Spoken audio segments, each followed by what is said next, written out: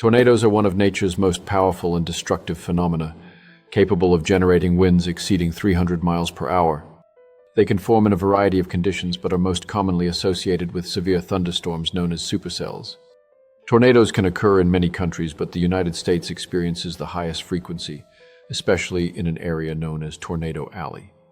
The enhanced Fujita scale is used to classify tornadoes based on the damage they cause, ranging from EF0, weak, to EF5, incredible. Tornadoes can form with little warning, developing in as little as 10 minutes from a severe storm. The average tornado lasts only a few minutes, but some can stay on the ground for over an hour, creating widespread destruction.